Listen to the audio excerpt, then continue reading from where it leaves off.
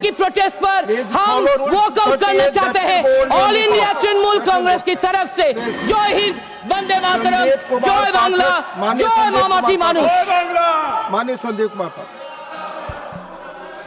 Thank you, Honorable Chairman sir, for giving me the opportunity to speak on the motion of thanks on the President's speech. Please आप बोले, आपकी बात record पे जा रही है। सर, सरकार ने डोंट टॉक। सरकार ने अपने विजन में ये बताया है कि 2047 तक इस देश को एक विकसित राष्ट्र में बनाना चाहती है। मुझे नहीं लगता इस देश में किसी को भी इससे दिक्कत होगी।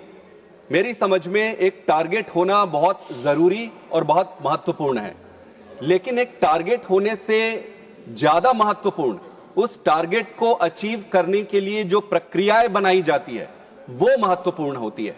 आज सरकार ने जो बजट भी प्रस्तुत किया और जो भी अभिभाषण में लिखे गए हैं उसमें देखने पर चारों तरफ सिर्फ आंकड़े दिखते हैं कि 2% पैसा इसमें बढ़ाया, आधा % पैसा इसमें बढ़ाया, 1% पैसा इसमें बढ़ाया, उधर पैसा बढ़ाया, इधर वो ऑब्वियस है कि जब आप आगे जाओगे तो पैसे थोड़े थोड़े थोड़े बढ़ेंगे। लेकिन मैं एक डेटा प्रेजेंट कर रहा हूं आपके सामने कि, और वो डेटा को एक्स्ट्रापोलेट करते हैं कि अगले 20-21 साल में क्या वो डेटा रिफ्लेक्ट करती है कि हम एक विकसित देश बन पा रहे हैं, नहीं बन पा रहे हैं।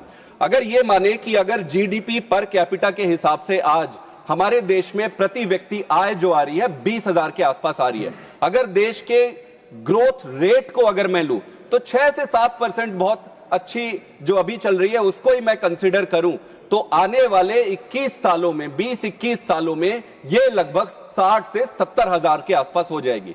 अब ये देखें कि क्या ये 60 से 70 हजार रुपया हर व्यक्ति जो कमाएगा इस देश में, क्या वो विकसित राष्ट्र के कमाने वाले व्यक्ति के बराबर है? आप किसी भी विकसित देश को अगर आप देखेंगे तो 3 से 4 लाख, इंडियन करेंसी में कह रहा हूं, 3 से 4 लाख की प्रति व्यक्ति आय होती है। इसका सीधा मतलब यह है कि अगले 20-21 साल में हम काफी पीछे रहेंगे।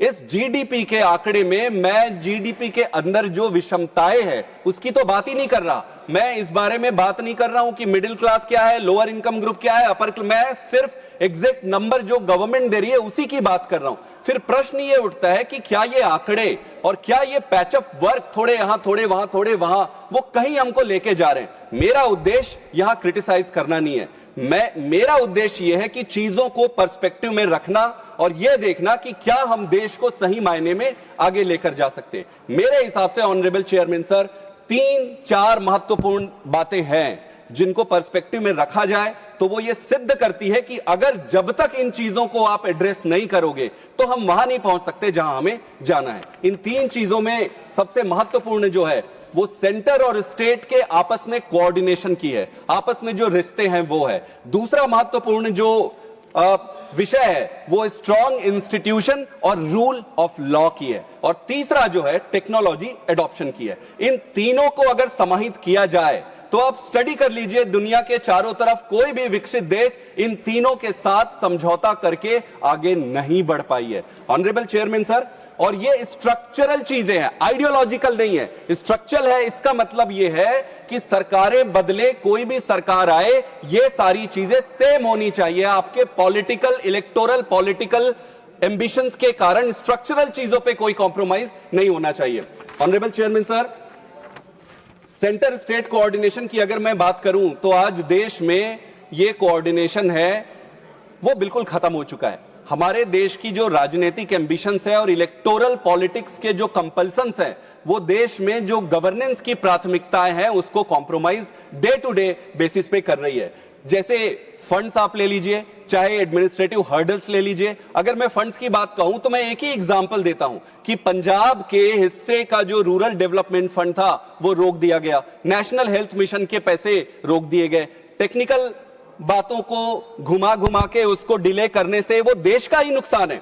आप अगर देखें एडमिनिस्ट्रेटिव हर्डल्स क्रिएट करके आप राज्य के विकास को रोक सकते हैं। ऑनरेबल चेयरमैन सर, एक सेंटर की जिम्मेदारी क्या होती है?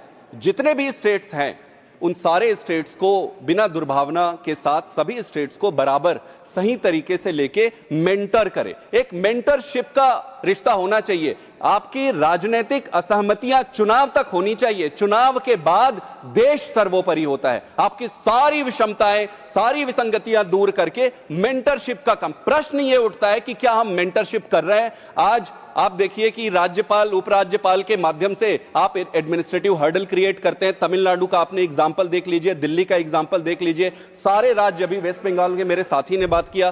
तो क्या यह अच्छी भावना लाती है? आपको क्या लगता है कि जब तक आप स्टेट और सेंटर के कोऑर्डिनेशन को इंप्रूव नहीं करोगे, क्या हम डेवलप बन पाएंगे? आप किसी भी डेवलप्ड कंट्री को देखिए, जो स्टेट की ऑटोनॉमी है उसको बूस्ट किया जा रहा है। यहां पर वहां पर रेवेन्यू शेयरिंग प्रेडिक्टेबल होते हैं क्योंकि मॉडल्स फिक्स होते हैं। यहां पे डिस्क्रिशंस पे है, मेरी आपसे नहीं बनती, मैं आपको नहीं दूंगा, जाकर जो करना है।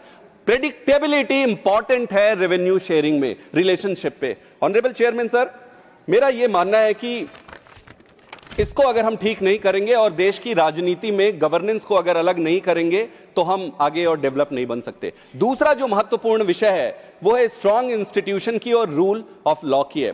ऑनरेबल चेयरमैन सर, हम देश नहीं बनाते, हम इंस्टीट्यूशन बनाते हैं, स्ट्रांग इंस्टीट्यूशन बनाते हैं, फिर ये स्ट्रांग इंस्टीट्यूशन देश बनाते हैं। आप देखिए इसरो ने जो कमाल किया है, क्या हमने कमाल किया? हमने नहीं किया, हमारे पहले के सरकारों ने इसरो इंस्टीट्यूशन को बनाया, उसके वर्क कल्चर ने आज रिजल्ट दिया है। तो आप डायरेक्टली ग्रोथ नहीं कराते, आप इंस्टीट्यूशन बिल्ड करते हो। Honourable chairman sir, Bharat Pakistan जब अलग हुआ तो आज पाकिस्तान कहां है और हम कहां हैं? उसका मेन कारण यह है कि हम इंस्टीट्यूशन बनाए और उन्होंने नहीं बनाया।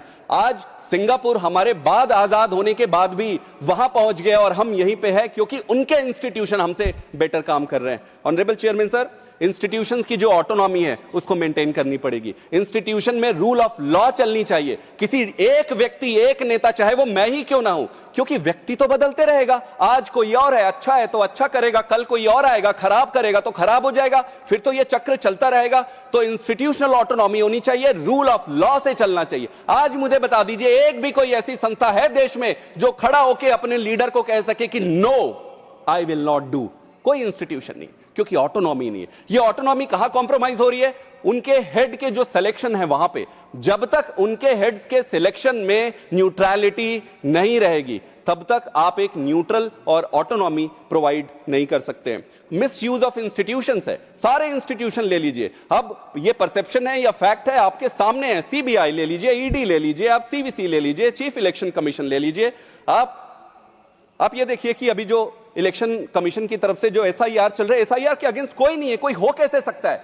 पर ये कंटिन्यूअस प्रोसेस है, ये ग्रेजुअल प्रोसेस है, इसमें सालों साल लगने होंगे। अगर आपको इफेक्टिवली, आप 2-2 साल लगने वाली एक्टिविटी को 3 महीने में, who on the earth can achieve this? I am very sure it is not achievable. Honourable chairman sir, एक और फंडामेंटल फ्लॉ है जो राजनीतिक नहीं है पर वो बहुत इंपॉर्टेंट है। जैसे कि जो प्रमोटर है इंस्टीट्यूशन के, जो इंस्टीट्यूशन को चला रहे हैं, वही रेगुलेटर है। जैसे शांति बिल आया, शांति बिल में हमने समर्थन किया, लेकिन शांति बिल में आप मानिए कि जो डिपार्टमेंट ऑफ एनर्जी है जो इसको चलाएगी, वही उसका रेगुलेटर है। जब तक आपका रेगुलेटर इंडिपेंडेंट नहीं होगा, वो खड़े होके प्रमोटर को नहीं बोल पाएगा कि भाई साहब आप नहीं कर सकते, ये मैं बंद कर दूंगा ये प्लांट, अगर आप सेफ्टी मेजर अडॉप्ट नहीं किए तो। आप रेलवे में बताइए, एक्सीडेंट्स होते हैं, एक्सीडेंट्स के रिपोर्ट आते हैं, कभी आते हैं हमारे पास कि क्या रिपोर्ट हुआ, उस रिपोर्ट में एक्सीडेंट के बाद कौन जिम्मेदार था? अकाउंटेबिलिटी की कोई वो नहीं है। तो क्या करना चाहिए? आप जुडिशरी देखिए, जुडिशरी में honourable chairman sir 5 crore cases की पेंडेंसी है, 8 से 15 साल तक लग जा रहे हैं। डेवलप्ड कंट्री में क्या है? महीनों में केसेस निपटते। तो अगर हम जुडिशरी को एड्रेस नहीं किए तो आपको यह लगता है कि हम देश को डेवलप बना पाएंगे? जुडिशरी डिलेड है, रेगुलेशंस जो है डिस्क्रिशनरी बेस्ड है, प्रमोटर्स ही रेगुलेटर बना हुआ है, इन्फोर्समेंट जो एजेंसीज हैं वो इंडिपेंडेंट नहीं है, पॉलिटिकल इन्फ्लुएंस में है, ब्यूरोक्रेसी आइदर करप्ट है या फेयर में है। तो जो ईमानदार भी वो फेयर में दबा हुआ है, और बाकी जो सिस्टमिक करप्शन है वो तो वही है। Honourable chairman sir, the last point which I want to highlight is science and technology. America किसी एक सुबह उठ के ये नहीं बोला कि चलो देश को डोमिनेट, दुनिया को डोमिनेट करते हैं। वो ऐसा इसलिए कर पा रहा है क्योंकि उसने टेक्नोलॉजी को डोमिनेट किया और उसके टेक्नोलॉजी के दम पे आज वो देश को डोमिनेट कर रहा है। चाइना ने इन्वेंट नहीं किया, लेकिन चाइना के पास क्या था कि उसने एक ही चीज पे फोकस करके सस्ती बनाई। शुरू में चाइना का मजाक उड़ाया लोगों ने, आज चाइना के सामने सब एक्नॉलेज करते हैं। हम कहां पे खड़े? क्या हम साइंटिस्ट पे पैसे डाल रहे हैं? क्या हम इंस्टीट्यूशन बिल्ड कर रहे हैं? क्या यूजीसी के जो कॉलेजेस हैं उसको इनफ पैसे? मैं आईआईटी में प्रोफेसर रहा हूं।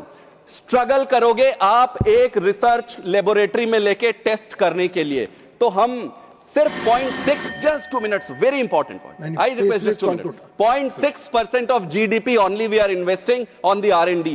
Developed country 3 से 5% तक उस पे लगा रहे हैं। हमारे PhDs काफी कम है, क्वालिटी में भी कम है। Not because they're lacking intelligence, because the institutional funding is very low. In my opinion, we are all fine. We are all well-meaning people, हम अच्छा करना चाहते हैं, लेकिन जब तक ये रिफॉर्म्स नहीं होंगे, और ये सारे रिफॉर्म्स आपके बजट में दिखने चाहिए। ये इतने सारे घचमच वाले आंकड़े से कोई डायरेक्शन नहीं है। वो तो कोई भी बना देगा बजट, मैं बना दूंगा, 4 पैसे यहां दो, आप अपने विजन दिखाइए, इन मुद्दों को एड्रेस करिए, निश्चित रूप से हमारा देश आगे बढ़ेगा। मैं फिर से आपको धन्यवाद देता हूं। Thank you. Doctor Meenakshi Jain.